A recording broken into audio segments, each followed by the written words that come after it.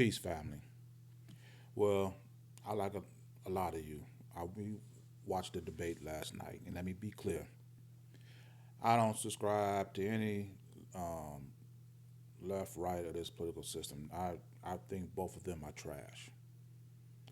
But I'm gonna say this: Joe Biden, you had one job. All you had to do was look viable, and you failed at that. In my opinion, you still won the debate, but the thing is, in the eyes of the world, you lost. It's just as simple as that.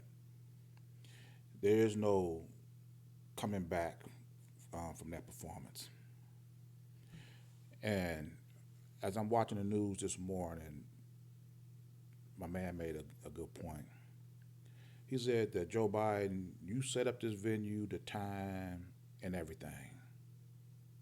I don't know for the life of me why you picked 9 o'clock at night, which is about the time you should be going to bed at 80 some years of age to debate a fool.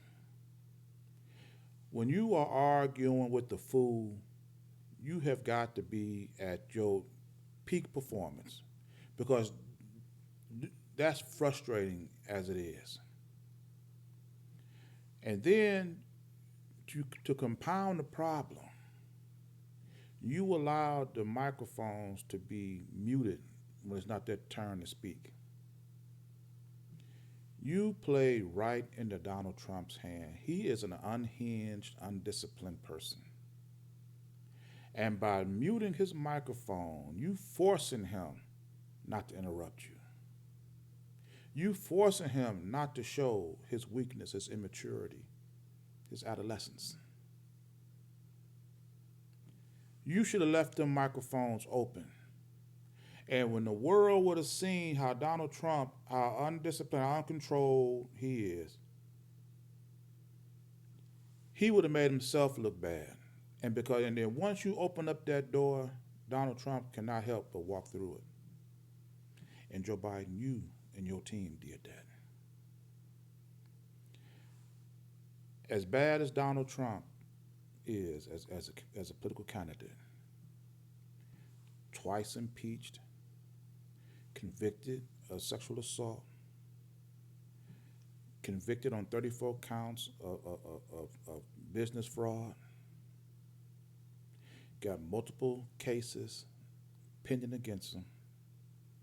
He done cheated on every wife he done had children outside of his marriage, caught trying to pay off a porn star hush money to keep his affair with a porn star secret. And you got on the other side an 80 something year old man, and you hear debating on who got the lowest golf score. And then Joe Biden, you had the nerve to sit up and talk about something and carry your own golf bag. Joe Biden, you can't carry a tea bag.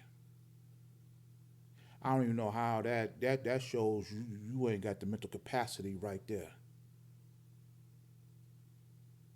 I won't even let you carry your lunch to the office, let alone a golf bag. Get that.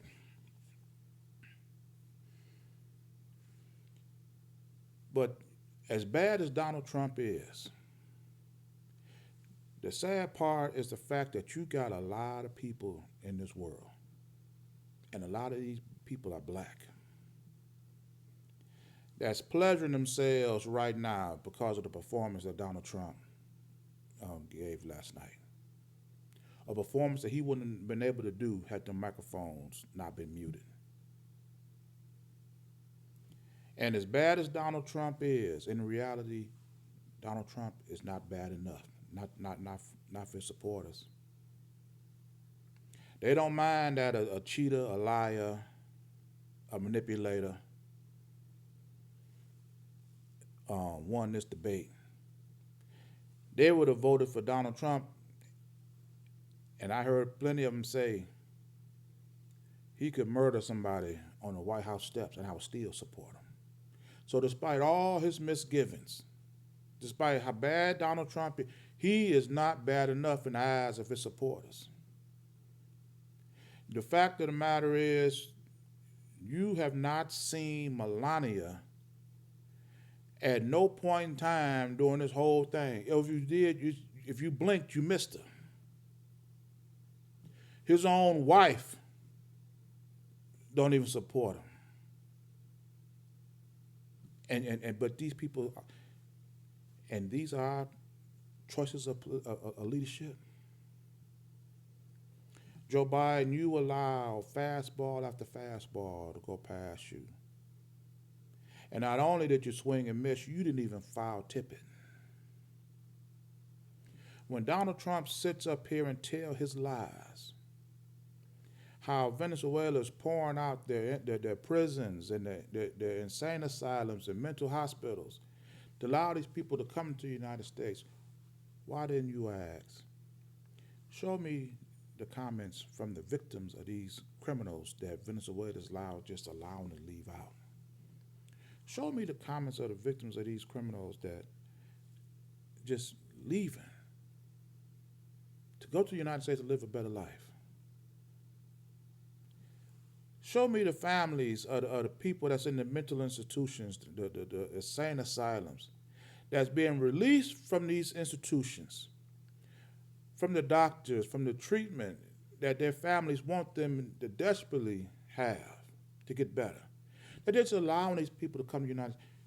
You didn't even ask that. When Donald Trump sat there and said that he talked to one of the people who these so-called migrants had killed, he talked to the families. Ask him who. What was the name? When did this take place? You said nothing. And this allows this nonsense to keep perpetuating. And for Al Sharpton, for you to sit up here this morning and talk about how this campaign is about more than just Donald Trump and Joe Biden, it's about all of the rest of us. Let me say this. When it comes to my people, I don't miss fastballs. And I'm batting well over 300. You better believe that.